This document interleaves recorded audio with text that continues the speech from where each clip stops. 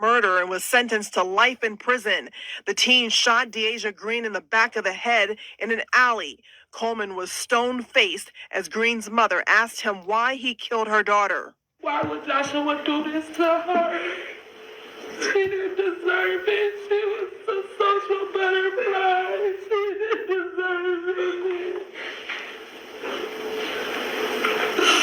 Last year, Toledo police found the 15-year-old girl dead in an alley in the 1300 block of Page. Police said Green was a habitual runaway. The teen's parents reported her missing, but there was something different about this time. The prosecutors said an eyewitness came forward to help TPD solve this case. I can't tell you enough how important it is for, if you see what's happened to someone, to come forward. And we had an individual that did that, and that takes incredible bravery. Judge Michael Goulding asked Coleman if he wanted to make a statement. You'd like to tell the court why you did it? Coleman is one of many young people who have been certified to stand trial as an adult for killing someone. Well, they finally starting to show these youth that you can be charged as an adult and you can do grown people time. So at any point in time, you got to think twice about what you're going to do. I'm just glad my daughter got her justice. Okay, Shalom, giving all praises to Yahweh, Bahashem, Yahweh Shah, Bahashem, Rakah Kwadash. Double honors to the apostles, the bishops, and the elders of Great Millstone, and salutations to you, Akim, out there that push this word in truth and in sincerity. 16-year-old sentenced to life in prison for murdering 15-year-old little girl. Well, a 15-year-old girl, not a woman. Actually, she's a woman. Now, it states in the video that she's a habitual runaway. So what do you think she was doing when she ran away? Where was she going? Now, it's apparent this dude here that killed her had some kind of thing going. That sounded like a crime of passion. Because why would he that shoot in the back of the head? Even though we know the spiritual aspect of this situation, but when you're thinking on a carnal mind, why would he do that? Why would he do that to her? There was something that was not said, it was not spoken of in this little video clip, but I'm quite sure that she was out there doing a lot of promiscuous things. An habitual runaway. Like I stated a few seconds ago, where was she going? Where was she laying her head? She was out there being promiscuous, perhaps being with multiple people. And she had a father in the house, so I mean, maybe she didn't like the discipline that was coming down. Because most teenagers, they become rebellious at that age, especially when their hormones are enraging. Their hormones are raging and they need to get that thing scratched. I'm quite sure she had a curfew because she's still young. According to Esau's laws, she's still young, and both of her parents were in her life.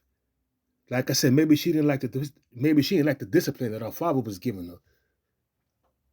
But on the spiritual aspect of it, that dude that killed her was a spirit of vengeance. This is Book of Sirach, chapter 39, verse 28. And it reads, There be spirits that are created for vengeance, which in their fury lay on sore strokes. That dude had a spirit of vengeance on him. And who put that spirit on him? Yahweh Ba'ashem, Yahweh Shah put that spirit on him to do what he did. Because the Lord was bringing judgment on that 15-year-old girl and brought judgment upon him after he did what he did. After that spirit left him, now he got to deal with the consequences of what he did. It says, back in the book of Sirach, chapter 39, verse 28, there be spirits that are created for vengeance, which in their fury lay on sore strokes. And he definitely laid a sore stroke upon her. Hit her right in the back of the head. She ain't see it coming. She just woke up in the spirit world. It says, in the time of destruction, They pour out their force and appease the wrath of him that made him. Who made him? Yahweh. Why Yahweh Shah? Put that spirit on him, that spirit of vengeance, because he was pronouncing judgment on that 15-year-old girl, whatever she was doing in this life, on her previous life, on both. It says, verse 29, fire and hell and famine and death, all these were created for vengeance, teeth of wild beasts. When somebody get mauled to death by a dog, or mauled to death by a shark, or mauled to death by a whale, bit by a snake, that was the spirit of vengeance that the Most High put on that particular animal to do what he did. It's the teeth of wild beasts and scorpions, serpents, and the sword punishing the wicked to destruction. The sword, the modern day sword is a gun. The modern day sword is the gun. He shot her right in the back of the head, man. She didn't feel anything. She probably died, more than likely she died instantly. And she woke up in the spirit world, and now she knows she's in her right state. Now she knows she's in this light. She's in her right state of mind, and she's good now. This dude is really one that's suffering. She's in the spirit world. She's good. He's suffering because she's locked up in the penitentiary at the age of 16. Perhaps he's gonna become somebody's bitch, or he gonna fend for him. He gonna improve his manhood. But you're gonna be there. That place is gonna be your tomb, because you're gonna be there because the destruction is coming. We're at the end of this devil's empire. So it reads, it says, teeth of wild beasts and scorpions, serpents, and the sword punishing the wicked to destruction. They shall rejoice in his commandments, and they shall be ready upon earth when need is. And when their time is come, they shall not transgress his word. They're gonna do what he tell them to do. The Lord put a hit out. The Lord sanctioned that young woman's death. And he used this dude to do it. Then he brought judgment upon him because somebody saw him. The Lord put the spirit on that person to come forward, testify against him. Now he's doing life in prison without parole at the age of 16. That's a harsh judgment. You young, you're gonna spend the rest of your time on this earth in a box, an 8x10 cell, until the missiles come and destroy this place. That's a heavy judgment there. So this girl getting put to death, we all know that she wasn't innocent. You hear her mother weeping and wailing in the background. Oh, she was a social butterfly. She didn't deserve it. How do you know she deserved what she didn't deserve? According to you, because you thinking carnally. But the Lord looks at everything spiritually. You saying she didn't deserve it? How do you know what she did? What was she doing when she was as you said, she was a habitual runaway? What was she doing in them streets? Being promiscuous? What is she doing in this lifetime or in her previous life? You don't know. But we do know this. The Lord brought judgment upon her. The Lord brought judgment upon that young woman. She wasn't innocent. This is Job chapter 4, verse 7. Remember, I pray thee, whoever perished being innocent, or were the righteous cut off. Even as I have seen, they that plow iniquity and sow wickedness reap the same. If we out there being all promiscuous and committing all kind of iniquity, sin upon sin, and doing wickedness, being a whore is wicked. I'm not saying that what she was doing, but more than likely, when a young teenage girl runs away, they running away because they want to get that shit scratched. They being rebellious toward their parents,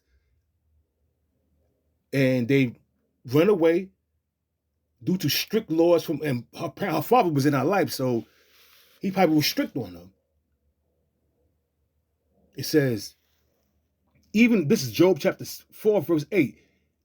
Even as I have seen, they that plow iniquity and sow wickedness reap the same. By the blast of Yahweh they perish, and by the breath of his nostrils are they consumed. And that was quick and easy there. She didn't feel anything. She woke up in the spirit world. right at the judgment seat of Yahweh Yahweh Shah. She woke up in the spirit world. And like I said earlier, now she's in her right mind. She knows she's an Israelite, and she's not suffering no more. She's not suffering no more. The one that's suffering is this dude that did the shooting. He's the one that's suffering. You know? This is 1 Samuel chapter 2, verse 6. The Lord killeth and maketh alive. He bring down to the grave and bringeth up. Let's read that again. 1 Samuel chapter 2, verse 6. The Lord killeth and maketh alive. He bringeth down to the grave and bringeth up. Bottom line. The Lord sanctioned her death, and the Lord put the spirit on that young dude that was only 1 year older than her to pull that trigger. When that spirit of vengeance left him, now he's scared. And he's a scared little boy. But he's trying to show a brave, tough face in a court. But when you being charged as an adult, you're gonna be put in a prison with adults. You're gonna go to a maximum security prison, and you're gonna be ending with them hardened ass criminals. You did something fueled by emotion. And the Lord put that spirit on you to do that. Now you're gonna have to really be a hardened criminal. Not just looking hard-faced, but now you're gonna actually be that guy. If not, they're gonna test you out, and you're gonna be somebody's bitch. You're gonna be washing somebody's drawers, you're gonna be ironing somebody's clothes, cooking their food, and bending over, touching your toes so they can bust up your back. That's what's gonna be your end result if you're not a proven tough guy. Anyways, the Lord did that to her. The Lord sanctioned her death. The Lord sanctioned her death, and it's more proof that the Lord did that. This is Deuteronomy chapter 32, verse 39. See now that I, even I am he, and there's no God with me. I kill and I make alive. Did you hear that? Let's read it again. Deuteronomy 32, verse 39. See now that I, even I am he, and there's no God with me. I kill and I make alive. I wound and I heal. Neither is there any that can deliver out of my hand. There's no other God, no other false deity that could deliver you out of the hands of Yahweh, Bahashem, Yahweh Shah. He's the only true and living power. All the rest of these idols are exactly that, idols. They have no breath in them. They can't even save you. They can't deliver you. They can't do anything. It says, verse 40, for I lift my hands to heaven and say, I live forever. If I whet my glittering sword, that word wet means, W-H-E-T means to sharpen. If I whet my glittering sword and my hand take hold on judgment, I will render vengeance to my enemies and will reward them that hate me. I don't know if she ran across an Hebrew Israelite camp or she ran across a YouTube video or Odyssey video or a Rumble video and started being a scoffer and scorner. Who knows? We just know the Lord brought judgment upon her. The Lord brought judgment upon her. And that's the bottom line. There's no other way to say this. When you're dealing on a carnal level, you're going to think carnally, like her mother was saying, oh, she was a social butterfly. She didn't deserve it. But you look at things on a spiritual level, no one is innocent. Judgment is coming for everybody. No one is innocent. Nobody. Everybody that's an Israelite have sinned in this life or in a previous life or in a previous life before that. So no one is innocent.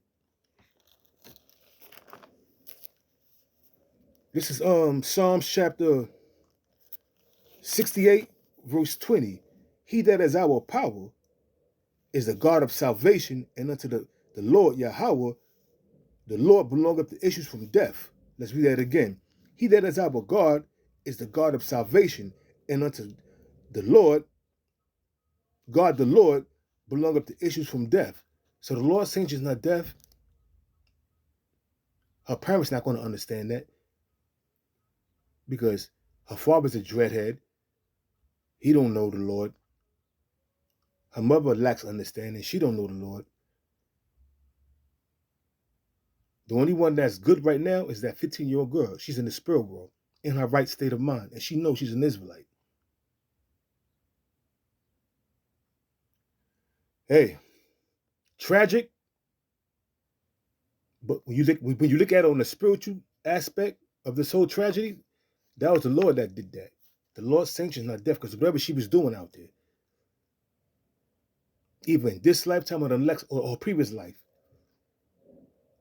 So when you see cases like this happen, 16-year-old sentenced to life in prison for murdering a 15-year-old girl, what was the reason? Was he all in his emotion because she didn't want to be with him no more? Or he caught her cheating? Only the Lord knows why he sanctioned her death. Bottom line. So with that, I'm going to give all praises to Yahweh, Bahashem, Yahweh Shah, Bahashem, Wakah Kwadash. Double honors to the apostles, the bishops, and the elders of Great Millstone. Salutation, you Akim, out that I push this word in truth and in sincerity. And with that, I'm going to say Shalom.